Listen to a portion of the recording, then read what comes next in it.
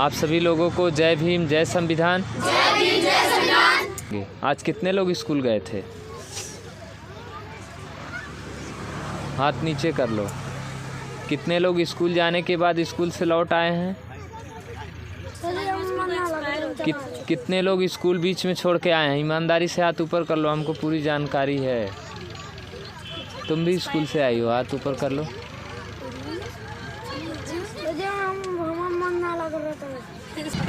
शिक्षा की क्या कंडीशन है आप लोग देख रहे हैं। कितनी खराब शिक्षा है हमारे गांव में, जहां हम लोग जिस गांव के रहने वाले हैं, हमारे गांव में कितनी खराब शिक्षा है, देख रहे हैं आप लोग। और चकमलुद्दीन शिक्षा की व्यवस्था देख लीजिए। शाम को बहुत कम घरों पे शाम को पढ़ाई होती है। देश से होना चाहिए शिक्षा का, उद्देश्य के प्रति कोई नहीं पढ़ रहा है। गांव की स्थिति बद से बदतर हो गई है शिक्षा के मामले में। और इसका जिम्मेदार कौन है जानते हैं आप लोग? इसका जिम्मेदार आपके माता पिता हैं, आपके गार्जियन हैं। आप लोग कोचिंग नहीं आते हैं, कभी डांट के वो लोग भेजते हैं? बहुत कम लोग डांट के भेजते हैं। नहीं तो बहुत से ऐसे गार्जियन हैं कि चाहे आप पढ़ने जाओ और चाहे आप पढ़ने मत जाओ, आपको कोई डांटने वाला नहीं है। आज ही हम गांव में थोड़ा बहुत इधर उधर देखे हैं। आज हम दूसरे गांव में भी गए थे, वहाँ देखे हैं कोई स्कूल नहीं गया था। सब गांव में घूम रहे हैं, कोई पतंग उड़ा रहा है, कोई गोली खेल रहा है, कोई इस तरीके के काम में बिजी है। देश में जो है गरीबी, भूखमरी चारों तरफ कितना तेज़ी से बढ़ रही है, देख रहे हो आप लोग। बेरोजगारी कितना तेज़ी से बढ़ रही है। सब मजदूर हैं एक तरफ से, हैं कि नहीं? हम लोगों के घर में सब लोग मजदूर हैं। क्या हम लोग फिर से मजदूर बनेंगे? अगर हमारे माता पिता मजदूरी करते हैं तो हम भी मजदूरी करेंगे। तो फिर अगर हम भी मजदूरी करेंगे तो हमारे आने वाली पीढ़ियां क्या करेंगी? वो गुलामी करेंगी। तब हम लोग आगे बढ़ेंगे ना। एक समय था जब शिक्षा का अधिकार नहीं था, तब भी हमारे महापुरुषों ने पढ़ाई की, संघर्ष किया, कितना आगे गए, पूरे समाज को आगे ले गए। जैसे बाबा साहेब ज्योतिबा फूले, माता सावित्री बाई फूले, समझ में आया? तब यहाँ तक आज हम लोग पहुँचे हैं। बहुत बदलाव हुआ है, बहुत काम हुआ है इस बीच। ये आज़ादी के बाद से, जब से संविधान लागू हुआ है, बहुत काम हुआ है। मान्यवर कांसीराम साहब का नाम सुना है? बहुत संघर्ष किया उन्होंने हक अधिकार दिलाने में। बीपी मंडल का नाम सुना है? ओबीसी को आरक्षण दिलाने में उन्होंने अहम भूमिका निभाई। तो ऐसे ऐसे लोग हैं जो इतना काम किए, तब आज हम लोग यहाँ पहुँच पाए हैं। यहाँ शिक्षा चल रही है, यहाँ आप लोगों को पढ़ाने का काम किया जा रहा है। इसमें महापुरुषों के संघर्ष और उनके बलिदानों की वजह से ये हो पा रहा है। अगर इस तरीके की शिक्षा नहीं चलाई जाएगी, गांव की क्या स्थिति होगी आप लोग बताइए। जौनपुर जाएगा कोई कोचिंग करने? यहाँ तो आ नहीं पा रहे हैं, जौनपुर क्या जाएंगे? यहाँ आने के लिए 4 बजे आते हैं, तुरंत रात हो जा रही है। आप लोग एक टाइम टेबल बना लीजिए सभी लोग, और अपने माता पिता को भी बताइए, उनको समझाइए कि हमको पढ़ना है, हमको आगे बढ़ना है, हमको कुछ अपने जीवन में करना है। उनको, अपने माता पिता को आप ही लोग न समझाएंगे। उनको थोड़ा सा बताइए कि हमको ये बनना है, हम पढ़ना चाहते हैं, क्या आप हमें पढ़ाएंगे? और जिनके घर परिवार में नशा करने वाले लोग हैं, उनको भी समझाओ प्यार से कि आप अगर इस तरह से नशा करेंगे, दारू शराब का सेवन करेंगे, हमारे भविष्य का क्या होगा, हम कैसे पढ़ेंगे, और हमने जो सपना देखा है, हमने जो अपना लक्ष्य रखा है, हम उसे कैसे पूरा कर पाएंगे। और टाइम टेबल बना के नियमित रूप से लगना होगा। एक दिन पढ़ने से कुछ नहीं होता है। पढ़ाई का क्या सिस्टम इस समय चल रहा है पूरी दुनिया में, अभी आप लोगों को कोई जानकारी नहीं है। आप लोग 7 में 8 में पहुंच गए हैं। बहुत से लोग हैं हिंदी नहीं पढ़ना आता है। 7-8 में पढ़ने वाले बच्चे, इसके पहले अभी हम बता रहे थे कि 7-8 में पढ़ने वाले बच्चे लैब में बैठ के प्रैक्टिकल करते हैं, रिसर्च पे लगे हुए हैं। समझ में आया? लेकिन हमारे समाज के बच्चे स्कूल अगर प्राइमरी में चले गए पढ़ने तो ठीक है, और नहीं गए तो तब भी ठीक है। इस तरीके से सब काम नहीं होने वाला है, इसको आप लोग एकदम जान लीजिए। ना समझाएं घर जाके भूल जाइए, एकदम सीरियस हो जाइए और एकदम मन बना लीजिए कि अब हमको पढ़ना है। कितनी अच्छी सुविधा है, 1 किलोमीटर भी दूरी आपको नहीं जाना है। आपके यहीं बगल में स्कूल है, आपके यहीं बगल में ये कोचिंग है। कहीं जाना है आप लोगों को? घर पे भोजन भी मिल रहा है। पहले की क्या स्थिति थी मालूम है? किसी के घर पे खाने के लिए कुछ नहीं होता था। कितने लोग ऐसे थे जो नदियों में नाव नहीं चलती थी, नदी पार करके पढ़ाई करने जाते हैं, सुने हो कि नहीं? बहुत से ऐसे विद्वान और महान इस देश में ऐसे लोग भी रहे हैं जो जहाँ नाव नहीं चलती थी वो नदियाँ पार करके पढ़ने जाते थे। बहुत से लोग ऐसे थे जो 15-15, 20-20 किलोमीटर, 50-50 किलोमीटर पैदल स्कूल जाते थे। दशरथ मांझी ने पहाड़ को काट के रास्ता बना दिया। आप लोग यहीं आधा किलोमीटर, 1 किलोमीटर की दूरी पे कोचिंग में नहीं आ रहे हैं और पढ़ाई को पढ़ने के मामले में आप लोग सीरियस नहीं हैं। आने वाला भविष्य कैसा होगा आप सोचिए। अगर नहीं पढ़ोगे तो कैसा होगा सोचो। अगर पढ़ लोगे तो engineer, doctor, master, DM, SP, जज, कलेक्टर, पुलिस, दरोगा, जो चाहोगे वो बन जाओगे। उसमें अच्छा है कि आज ये आप लोग जो थोड़ा मतलब आप लोगों को लगता होगा कि स्कूल से चले आए कितना आराम हो गया, झूठों को वहाँ बैठे थे। ये छोटी छोटी गलतियाँ आपके सुनहरे भविष्य को बर्बाद कर रही हैं और इन्हीं छोटी छोटी गलतियों को सुधारने की ज़रूरत है। घर पे जैसे पढ़ाई का समय हो गया, सोचोगे क्या पढ़ाई करें, बाद में पढ़ेंगे। यही छोटी छोटी गलतियाँ आपके जीवन को बर्बाद कर रही हैं और जिस दिन आप लोग रास्ता पकड़ लिए पढ़ाई का, फिर आप लोगों को कोई रोक नहीं सकता है। फिर आप लोगों को समझाने की भी ज़रूरत नहीं होगी, फिर आप लोग पढ़ाई के लिए निकल पड़ेंगे। बाबा साहब भीमराव अंबेडकर को इतना महान क्यों माना गया है? क्यों इतनी उनकी लोकप्रियता है, उनकी इतनी पूजा क्यों होती है बताओ? शिक्षा के ही दम से ना। अगर वो पढ़ाई नहीं किए होते आज हम लोग बाबा साहब का नाम जानते? आज हम लोग इतना सम्मान करते उनका?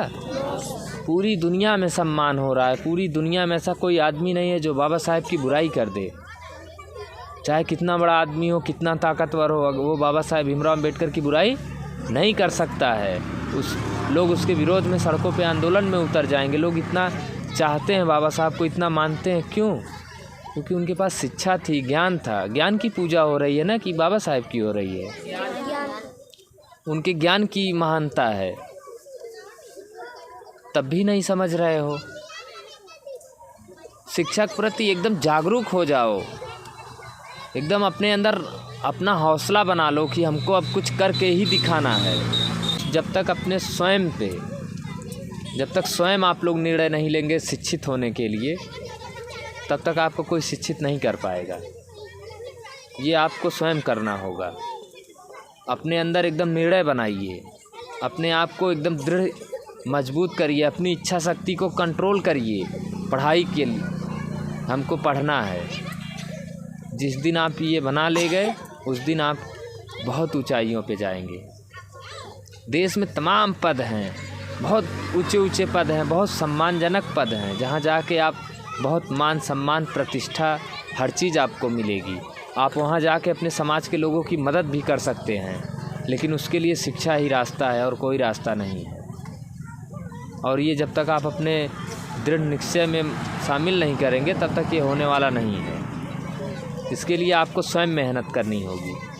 टीचर्स तो आपको 1-2 घंटे बस पढ़ा सकते हैं ना, लेकिन वो आपको आपके घर जाके आपको थोड़ी ज़बरदस्ती कोई किसी को नहीं पढ़ा सकता इस दुनिया में। पढ़ने के लिए आपको स्वयं आगे आना होगा।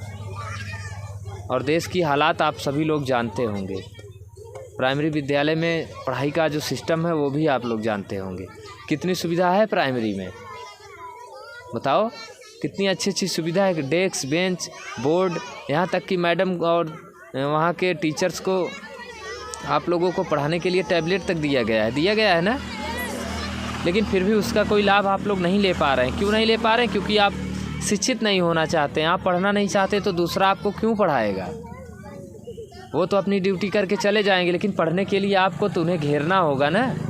सर हमको पढ़ाइए, हमारा सिलेबस पीछे है, हमारा सिलेबस आगे है, हमारा सिलेबस पीछे है, तो आप पढ़ने के लिए आपको परीक्षा आने वाली है, हमको पढ़ाइए, हमारी जो है अभी पूरे नहीं हुआ, हमको समझ में नहीं आया, 4-6 महीने 8 महीने बीत गया सर, हमको मैथ नहीं आती, इंग्लिश नहीं आती, सर आप कैसे पढ़ा रहे हो, हमको अच्छे से पढ़ाइए, पढ़ने में कमज़ोर हैं, कोचिंग का सहारा लीजिए, एक्स्ट्रा क्लास पढ़िए, घर पे एक्स्ट्रा पढ़ाई करिए, तब न बदलेगा सब सिस्टम। 7 में 8 में पहुंच गए हो, आता कुछ नहीं है, दुनिया भर की बुराई, ईर्ष्या, जलन, देश भावना, यही सब सबके मन में व्याप्त है, क्योंकि घर से यही मिल रहा है। घर पे क्या है, हम लोगों के घर पे क्या है, शिक्षा है? बताओ, अगर घर पे शिक्षा होती तो हमें शिक्षा मिलता। घर पे दारू, शराब, ईर्ष्या, द्वेष, जलन, छुआछूत, ऊंच नीच, भेदभाव, यही है और वही हमको मिल रहा है और वही हमारे दिमाग में आ रहा है, हम भी वही कर रहे हैं, उसी रास्ते पर आगे बढ़ रहे हैं। जब हम शिक्षित हो जाएंगे तभी तो हमारी आने वाली पीढ़ियां शिक्षित होंगी। शिक्षा का मतलब केवल किताबी ज्ञान नहीं होता है, शिक्षा का मतलब होता है शिक्षा हमारे जीवन में दिखाई देनी चाहिए, उजाले की तरह। लोगों को दिखना चाहिए कि हाँ ये शिक्षित हैं, इनके पास देखिए ज्ञान है, ये कितना सभ्य हैं, कितना ये सामाजिक हैं और कितना सिस्टम से रहते हैं, सारी चीज़ें होनी चाहिए ना। हमारे महापुरुषों ने इतना त्याग किया, बलिदान दिया, देश के वीर नौजवानों ने जिन्होंने अपने प्राणों की आहुति दी, तब जाके हमें आज़ादी मिली। आज़ादी के बाद हमें संविधान के रूप में सुरक्षा कवच मिला और उसी संविधान में हमें पढ़ने का अधिकार मिला। आज उसी की बदौलत हम यहाँ शिक्षा चला पा रहे हैं, आप लोगों को पढ़ा रहे हैं और आप लोग भी शिक्षा ले रहे हैं, ये संविधान की देन है। लेकिन जागरूकता न होने और गांव में शिक्षा न होने के कारण हमारे गार्जियंस जो है हमारी शिक्षा के प्रति जागरूक नहीं हैं। हमारे परिवार के लोग हमारे 2 वक्त की रोटी के लिए बहुत चिंतित हैं कि हम थोड़ा सा ज़मीन बना लें, थोड़ा सा खेत बना लें, थोड़ा सा काम करके अपने बच्चे के लिए पैसा इकट्ठा कर लें, अपने बच्चे के लिए घर बना लें, इसके लिए बहुत चिंतित हैं। लेकिन हमारे गार्जियन हमारी शिक्षा के लिए चिंतित नहीं हैं। अगर चिंतित होते तो अब तक हम लोग बहुत अच्छी जगहों पे होते, अब तक आप लोग बहुत अच्छे स्कूलों में और बहुत अच्छी शिक्षा ले रहे होते। हमारे लोग मजदूरी करते हैं भोजन की व्यवस्था करने के लिए, मजदूरी करते हैं 1-2 रूम बनाने के लिए। हम तो सोचते हैं कि इससे तो बेहतर है कि झोपड़पट्टी में रह लें, लेकिन शिक्षा ज़रूर ले लें, शिक्षा नहीं छोड़ना है। 2 रोटी कम ही खाएंगे लेकिन शिक्षा को नहीं छोड़ना है। बढ़िया भोजन नहीं कर पाएंगे चल जाएगा, लेकिन शिक्षा नहीं छूटनी चाहिए। सबसे ज़्यादा ज़रूरी शिक्षा। और सबसे बड़ी कमी हमारे समाज के लोगों की ये है कि पहले से ही मन बना के बैठे हुए हैं कि हमारे बच्चे को नौकरी नहीं मिलेगी। ये मतलब पहले से फाइनल है कि पढ़ाई में बहुत पैसा लागत है, हमरे पैसा ना हो हम अपने बच्चे को कैसे पढ़ाएंगे। ऐसा कुछ नहीं है, नौकरियों में कहीं 1 रुपया नहीं लगेगा अगर आपके पास शिक्षा है तो। अगर आपके पास ज्ञान है तो आपकी पढ़ाई में कहीं पैसा नहीं लगेगा। बहुत सी सरकारी सुविधाएं हैं और बहुत से ऐसे लोग हैं जो मदद करने के लिए आपको आगे भी आएंगे, लेकिन आपके पास उतना टैलेंट होना चाहिए, आपके पास उतना ज्ञान होना चाहिए,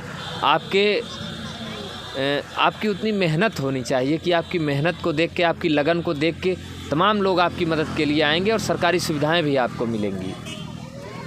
लेकिन इसके लिए आपको दृढ़ निश्चय करना होगा और शिक्षा के क्षेत्र में आप लोगों को अपना योगदान भी देना होगा। 10 घंटे 15 घंटे पढ़ाई करनी होगी, 1 घंटे पढ़ने से कुछ नहीं होने वाला। 1 घंटे आधे घंटे तो आप लोग पढ़ रहे हो ना। स्कूल रोज़ जाइए, कोचिंग में रोज़ आइए और नियम से पढ़ाई करिए, अपना टाइम टेबल बना लीजिए। और फालतू के चीज़ों में, मोबाइल में इधर उधर इनकी उनकी बुराई करने में अपने समय को 1 मिनट के लिए भी व्यर्थ मत गंवाइए, क्योंकि आपका 1-1 मिनट आपके लिए बहुत कीमती है। सिर्फ आप उसको आज समझ नहीं पा रहे हैं। जिस समय आप दूसरे के बारे में बात कर रहे हैं, किसी की बुराई के बारे में, गांव में किसी बात पे चर्चा कर रहे हैं, सोचो अगर आप उस समय कोई किसी पढ़ाई के बारे में आप चाहें तो, अगर आप उस समय कोई शिक्षा के बारे में बात कर रहे हैं, शिक्षित हो रहे हैं, तो आपके लिए कितना फ़ायदेमंद है बोलिए। तो सारे काम छोड़ के सिर्फ और सिर्फ शिक्षा, और मिलकर लड़ेंगे तभी तो जीतेंगे। जो स्थिति चल रही है, शिक्षा चाहिए, अधिकार चाहिए, रोज़गार चाहिए। हमारे समाज के लोगों की स्थिति क्या है? किसी के पास ढंग से 2 वक्त की रोटी नहीं है अगर काम न करे तो। पूरा समाज जो है हमारा काम करने वाला है। महिलाएं मनरेगा में मजदूरी करती हैं, महिलाएं बेचारी एक दूसरे का धान पीटने जाती, खेती में काम करती, बुजुर्ग महिलाएं। वही काम हम लोग फिर करेंगे। अगर शिक्षा नहीं लेंगे तो वही फिर करना होगा। और कितने लोगों के यहाँ जो है जिनके बच्चे ज़्यादा हैं वो सोचते हैं अब हमारा क्या होगा, वो इस चिंता में पड़े हैं। लेकिन ये नहीं सोच रहे हैं हम अपने बच्चों को पढ़ा दें, हमारे बच्चे खुद इतना आगे चले जाएंगे कि फिर हमारी इनकी कोई चिंता ही नहीं होगी। समय के साथ सब कुछ बदल जाता है। तो आप लोग शिक्षा को ही अपना मार्ग चुनिए और वहीं से आप लोगों का बदलाव होगा।